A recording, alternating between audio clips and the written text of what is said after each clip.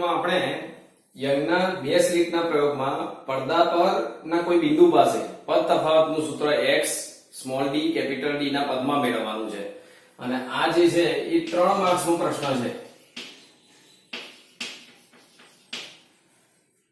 પદ તફાવત એટલે શું એ તમને ખબર છે કે જ્યારે બે તરંગો આ જો S1 સ્લિટ અને S2 સ્લિટ એટલે છિદ્ર ઉદ્ગમ એમાંથી જ્યારે પ્રકાશના તરંગો કોઈ બિંદુ પર સંપાત થાય ત્યારે આ બે તરંગો વચ્ચેનો પદ તફાવત એ તમારે આ પદમાં લાવવાનું છે। આ શું x શું છે સ્મોલ d શું છે કેપિટલ D શું એ આપણે હમણાં સમજીએ છીએ। હવે પહેલા યાદ રાખો કે જો પડદા પરના કોઈ બિંદુએ સહાયક વ્યતિકરણ રચાય એ સહાયક વ્યતિકરણ ક્યારે રચાશે જો પદ તફાવત n લેમ્ડા હોય તો અને જ્યાં n બરાબર આપણે શું લેતા હતા 0 1 2 3 વગેરે એટલે સમજો આ બિંદુ આગળ જો પદ તફાવત આપ્યો હોય n લેમ્ડા જેટલો તો એ બિંદુ આગળ સહાયક વ્યતિકરણ રચાય અને એ બિંદુ પ્રકાશિત દેખાય પ્રકાશિત સલાકા દેખાય। ધારી લો કે અહીંયા કોઈ બિંદુ વિચારી નીચે અને એ બિંદુ પાસે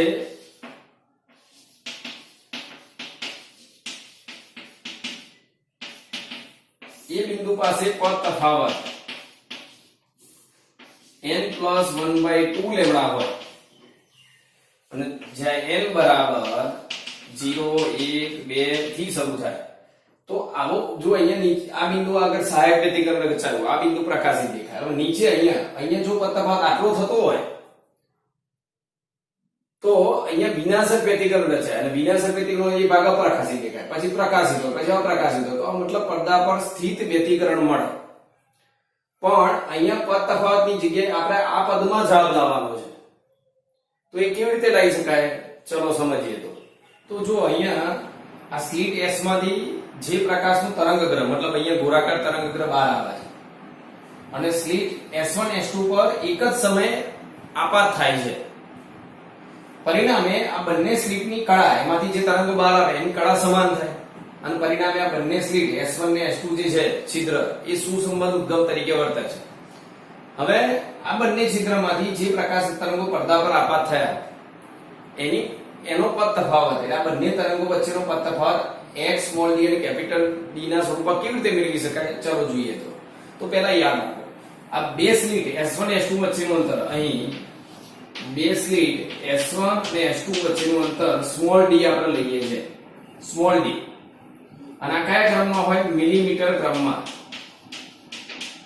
એટલે અંતર બહુ ઓછું હોય મિલીમીટરમાં એટલે તમે સમજી શકો છો કેટલું હોય।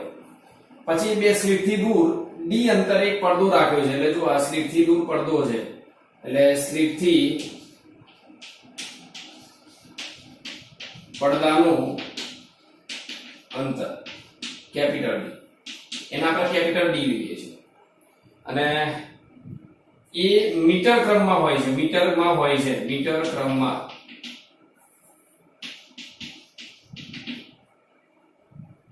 એટલે આપણે એવું લખી શકીએ આ સ્લિટ થી પડદાનું અંતર એટલે S1 mm લખી શકીએ S1 m બરાબર S2 m લખી શકીએ S2 n લખી શકીએ અને આ બંને અંતર કેપિટલ D એટલે મીટરમાં હોય મીટર એટલે મોટું અંતર હોય। એના પછી સમજો આ બે સ્લિટનું આ મધ્ય બિંદુ છે એટલે એવું કહેવાય બે સ્લિટના લંબ દ્વિભાજક પર આવેલો બિંદુ એટલે પડદા પરનું મધ્ય બિંદુ ગણી શકાય। મધ્ય બિંદુથી ઉપર કોઈ એક બિંદુ જ્યાં પ્રકાશના તરંગો સંપાત થતા આપણે ધાર્યા છે બધી બિંદુએ અહીંયા સંપાત થતા હોય અહીંયા સંપાત થતા પણ આપણે કોઈ એક બિંદુ ધારી લીધું કે જ્યાં પ્રકાશના તરંગો સંપાત થાય છે તો એ બિંદુનું અંતર O થી P વચ્ચેનું અંતર x છે આપણે x ધાર્યું છે આ અંતર x છે એટલે તથા પડદા પરના મધ્ય બિંદુથી જે બિંદુએ તરંગો સંપાત થાય એનું અંતર x આપણે ધારેલું છે અને આ પણ અંતર બહુ નાનું હોય મિલીમીટર ક્રમમાં જ હોય છે યાદ રાખજો આ પણ અંતર બહુ નાનું હોય મિલીમીટર ક્રમમાં હોય છે। હવે સમજો હું અહીંયા આ સ્લિટનું અંતર સ્મોલ d છે તો મધ્ય ભાગથી અડધો ભાગ લઉં તો આ d/2 લખાય અડધો ભાગ આનો અડધો ભાગ આખું અંતર d સ્મોલ d તો અડધું અંતર d/2 અને નીચેનું અડધું અંતર d/2 બરોબર। હવે આગળ હવે આ સ્લીટ થી આપણે એક લંબ દોરી દીધો અને m, તો p થી m સુધીનું અંતર લખાય ટોટલ. જો આ અંતર હતું x, o થી p સુધીનું, આ અંતર હતું d/2, તો pm અંતર શું થાય? તો pm અંતર થાય x - d/2. x માંથી d/2 બાદ થાય. જો આ રીતે લખાય x - d/2, એટલે તથા p થી m સુધીનું અંતર x - d/2. બરોબર. ચલો હવે એ રીતે અહીંયા જુઓ, આ નીચે o થી n નું અંતર d/2 છે અને p થી o વચ્ચેનું અંતર x છે. તો p થી n સુધીનું અંતર કેટલું? તો x અને નીચે પાછું d/2 ઉમેરી છે, એટલે આ થાય x + d/2. x માં d/2 ઉમેરાય એટલે pn બરાબર અહીંયા લખાય x + d/2. ચલો તો બધું લખી દીધું. હવે સમજો, અહીંયાથી કોઈ તરંગ અહીંયા સંપાત થાય, અહીંયાથી કોઈ તરંગ અહીંયા સંપાત થાય છે, તો પહેલા આ અંતર શોધી કાઢીએ. s1p અને s2p અંતર આપણે ગણી નાખીએ. તો જો આકૃતિ પરથી પદ તફાવત શું છે હું તમને કહું છું, પછી આકૃતિ પરથી s1p બરાબર શું થાય? જો s1p બરાબર, તો અહીંયા એક કાટકોણ ત્રિકોણ બને છે, ધ્યાનથી જોજો. એક કામ કરો, s1p શોધવા માટે કાટકોણ ત્રિકોણ S1PM માં આ જે કાટકોણ ત્રિકોણ બન્યો એમાં કર્ણ થયો. કર્ણ એ એક આ બાજુ બીજી આ બાજુના વર્ગનો સમપ્રમાણમાં સરવાળા જેટલો હોય, એટલે કર્ણનો વર્ગ એટલે S1p નો વર્ગ, S1p નો વર્ગ બરાબર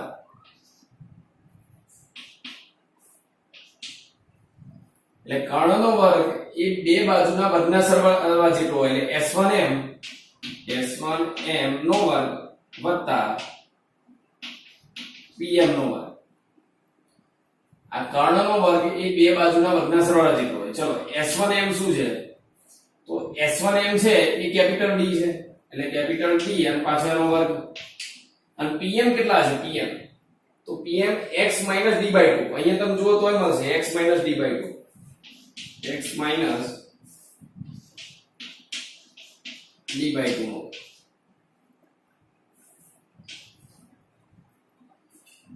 બરોબર. હવે શું કરીશું ધ્યાનથી? તે જ રીતે બીજો ત્રિકોણ લઈ લઈએ આપણે. આ રહ્યો જો S2, અહીંયા S2np એટલે S2pn માં આ કાટકોણ ત્રિકોણ બન્યો, એમાં કર્ણનો વર્ગ એટલે S2p નો વર્ગ. કર્ણનો વર્ગ એ બે બાજુના વર્ગના સરવાળા જેટલો, એટલે આ બાજુ અને આ બાજુના વર્ગના સરવાળા જેટલો હોય, એટલે S1n નો વર્ગ પેલા આપણે S1n નો વર્ગ વત્તા pn નો વર્ગ.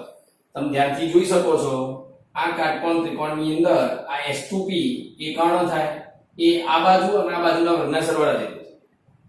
ચલો હવે S1n શું લખીશું આપણે? ધ્યાનથી તો S2n, તો S2n બરાબર શું થાય? કેપિટલ D, તેનો વર્ગ. અને pn શું થાય? તો pn છે x + d/2, x + d/2 નો સ્ક્વેર. તમે અહીંયા લખેલું છે જો pn x + d/2, એટલે પહેલા આ ત્રિકોણ લીધો, એમાં કર્ણનો વર્ગ એ બે બાજુના વર્ગના સરવાળા જેટલો લખ્યો. પછી નીચેનો ત્રિકોણ લીધો, એમાં કર્ણનો વર્ગ બે બાજુના વર્ગના સરવાળા જેટલો લખ્યો. હવે શું કરવાનું છે? આપણે એની બાદબાકી કરો. હવે આ બંનેની બાદબાકી S2p નો વર્ગ ઓછા S1p નો વર્ગ. અહીંયા જગ્યા ઓછી છે એટલે આપણે નીચે હવે S2p નો વર્ગ ઓછા S1p નો વર્ગ. તો S2p નો વર્ગ આ રહ્યો જો આ d² + x + d/2 નો સ્ક્વેર. અને S1p બરાબર શું લખાયા? તો તો બાદબાકી છે ને માઈનસ આ છે ને s1p નો વર્ગ એ બાદ થશે એટલે બાદબાકી કરવાનો એટલે d સ્ક્વેર ઓછા x ઓછા d/2 નો સ્ક્વેર. તો જો plus d square minus d square cancel થઈ ગયા. તો હવે આને કેવી રીતે સાદુરૂપ આપીને લખાય? જો s2p નો વર્ગ માઈનસ s1p નો વર્ગ બરાબર, ધ્યાનથી જોજો, હવે x વત્તા d/2 નો વર્ગ એટલે a વત્તા b નો વર્ગ લખાય એટલે a સ્ક્વેર એટલે x નો વર્ગ વત્તા 2ab વત્તા b સ્ક્વેર. ધ્યાનથી જો a સ્ક્વેર એટલે x નો વર્ગ 2ab 2x d/2 અને પછી b સ્ક્વેર નો વર્ગ એટલે d/2 નો વર્ગ એટલે d નો વર્ગ અને નીચે 2 નો વર્ગ છે. એ રીતે આને લખીએ તો આગળ માઈનસ છે, આગળ માઈનસ. હવે કૌંસમાં લખું છું આને તો x નો વર્ગ ઓછા 2x d/2 વત્તા d²/4. આનો સાદુરૂપ આપી a માઈનસ b નો વર્ગ લખ્યો પછી માઈનસ અંદર લખીએ તો જો x² માઈનસ થઈ જાય, આ માઈનસ માઈનસ પ્લસ થઈ જાય અને પ્લસ નું માઈનસ થઈ જાય. બરોબર, ચલો આગળ જો તો x² પ્લસ અને x² માઈનસ ઉડી જાય, આ d²/4 d²/4 ઉડી જાય, આ 2 2 કેન્સલ થાય, 2 2 કેન્સલ. તો xt અને xt એટલે બે વખત વધ્યા એટલે આવું લખાય s2p નો વર્ગ ઓછા s1p નો વર્ગ બરાબર 2 વખત x * d. બરોબર, હવે શું કરીશું ધ્યાનથી જોજો. s2p આ a² માઈનસ b² એટલે a minus b a plus b લખાય, આ a plus b a minus b અને a પ્લસ b આ રીતે લખી દઈએ. ચલો અહીંયા 2 સ્મોલ x * d. બરોબર, હવે અહીંયા સમજો, ધ્યાનથી જોજો, જ્યારે બે તરફો દૂર જતા હોય ને આ ઉદ્ગમથી, ધ્યાનથી જોજો, આ ઉદ્ગમ s1 છે કારણ કે આ અંતર આપણે મિલીમીટરમાં લીધેલું છે. s1 ને s2 વચ્ચેનું અંતર મિલીમીટરમાં છે એટલે બહુ ઓછું અંતર અને પડદો ખૂબ જ દૂર આવેલો હોય, દૂર આવેલું બિંદુ હોય. જો અહીંયા આ તો હજુ એ નજીક ધાર્યું છે, આનાથી પણ દૂર હોય મીટર ક્રમ. હા, બે ઉદ્ગમ બહુ નજીક હોય મિલીમીટર ક્રમમાં અને આ અંતર ખૂબ જ દૂર હોય, પડદા પરનું કોઈ બિંદુ p, આનું અંતર ખૂબ જ દૂર હોય. તો તમે જો આ જેટલું અંતર દેખાતું હશે ને એટલું જ આ દેખાતું હશે. લગભગ અહીંયા s1p અને s2p સરખા થાય અને એ કેટલા થાય તો આ સીધી રેખા જેટલા મતલબ d જેટલા થાય એટલે આ બંને d થાય. કેમ એવું થયું? પહેલા જ આપણે અહીંયા લખ્યું છે કે બે સ્લિટ વચ્ચે અંતર મિલીમીટરમાં છે. મિલીમીટર એટલે સ્કેલ ઉપર આપણી જે સ્કેલ આવે છે એમાં તમે જોઈ શકો છો 0 પછીનો પહેલો કાપો આવે એનું અંતર આટલી જગ્યા હોય એ મિલીમીટર કહેવાય અને મીટર એટલે આટલું મોટું અંતર હોય. તો બે છિદ્ર ખૂબ જ નજીક હોય અને ત્યાંથી પડદો આટલો બધો દૂર છે એટલે આ અંતર અને આ અંતર લગભગ સરખું દેખાય છે અને વત્તા પાછું સ્લિટથી પડદા વચ્ચેનું અંતર એટલે d જેટલું અંતર થાય, આ ટોટલ d જેટલું અંતર થાય. એટલે આપણે આવું લખી શકીએ. અહીંયા ધ્યાન આપજો કેવી રીતે લખાય આને. તો અહીં કેપિટલ D એ સ્મોલ d કરતા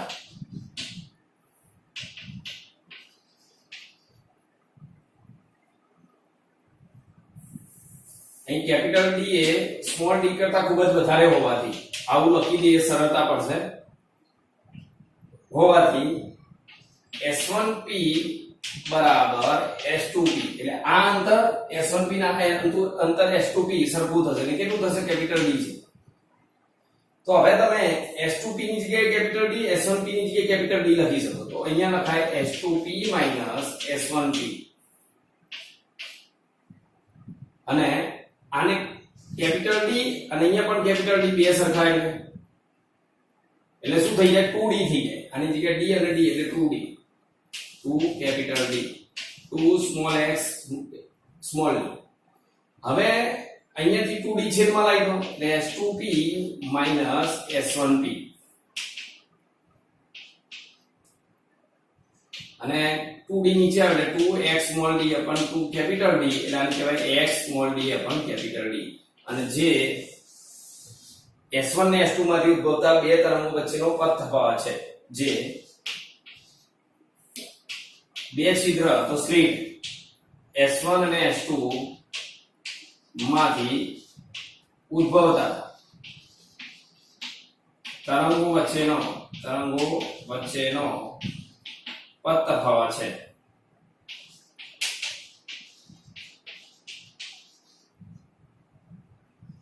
એટલે આ પથ તફાવતનું સૂત્ર અને માટે પથ તફાવત શું લખાય? x small d upon capital D. બરોબર. ચલો તો અહીંયા જો આ બે તરંગો વચ્ચેનો પથનો તફાવત કેટલો આવ્યો? x small d upon capital D. હવે પથ તફાવતનો મતલબ શું છે? આ પથ તફાવત કેમ નો થતો? ના ખબર પડતી હોય તો કેવી રીતે સમજી શકાય? તો ધ્યાનથી જો, અહીંયા હું અહીંયા આ S1 માંથી કોઈ અંતર p સુધી લખું, આટલું દોરું, અને આ S2 માંથી અંતર આમ દોરું. એવું છે ને? આ નાનો ભાગ છે જો, અને આ મોટો છે. સમજો બરોબર. તો આ અંતર ધારો કે 5 મીટર છે, આ અંતર છે 7 મીટર. તો તમે શું કહી શકો અહીંયા કે આના કરતા આનો પથ થોડો વધારે છે. કેટલો વધારે? તો 2 મીટર જેટલો વધારે. કાં તો આના કરતા આનો પથ ઓછો છે, એટલે આનો 2 મીટર જેટલો ઓછો છે. એટલે પથનો તફાવત કેટલો થયો? આ બંનેના પથનો તફાવત 2 મીટર થયો. પથ તફાવત 2 મીટર. હવે એ કેમનો શોધાય? તો તમારે શું કરવું પડે? અહીંયાથી એક લંબ દોરવું પડે. એમ અહીંયાથી એક લંબ દોરવું. એટલે આટલું અંતર S1P, તો આ અંતર S1P થાય. આટલો ભાગ 5 મીટર છે, તો આ 5 મીટર થાય. આ ટોટલ હતો 7. તો આ 7 માંથી આ 5 મીટર બાદ થઈ જાય એટલે આ 2 મીટર આવે. એટલે અહીંયા તમારે આનો મતલબ શું થયો? પથ તફાવત લાવો હોય તો નાના તરંગ પરથી મોટા પર લંબ દોરી દો. નાના તરંગ પરથી મોટા પર લંબ દોર દો એટલે ઉપરનો જે ભાગ વધે, આના જેટલો હોય એ બરોબર, એના ઉપરનો જે ભાગ વધે એને પથનો તફાવત કહેવાય. અને કેવી રીતે મળે? તો આ p છે ને આ p છે, તો ટોટલ S2P માંથી આખા અંતરમાંથી આખું અંતર બાદ કરો. બરોબર. આ પથ તફાવત તમને મળી જાય, 2 જેટલો પથ તફાવત. તો આખું અંતર કેટલું છે? 7. અને આટલું અંતર કેટલું છે? 5. એટલે 2. તો આનો પથ તફાવત કહેવાય. તો અહીંયા જો, અહીંયા પણ એવું થાય. અહીંયા આ તરંગના આ તરંગનો પથ તફાવત લાવવો હોય તો S1 માંથી S2 પર આમ લંબ દોર દો, એટલે આ અંતરના અંતર સરખું થાય. તો આટલો ભાગ એ પથ તફાવત કહેવાય. તો અહીંયા પથ તફાવત શું આવ્યો? S2 એટલે આપણે ખાલી પથ તફાવત લખ્યો જ છે. એટલે પથ તફાવત એટલે આ મોટા અંતરમાંથી નાનું અંતર બાદ કરો એટલે જે પથ વધ્યો એને પથ તફાવત કહેવાય. તો આ પથ તફાવત. બરોબર. આ રીતે આપણે મેળવી શકીએ. હવે વિદ્યાર્થી મિત્રો, આપણે જે સમજ્યા અહીંયા એને કેવી રીતે લખી શકાય એ જોઈએ.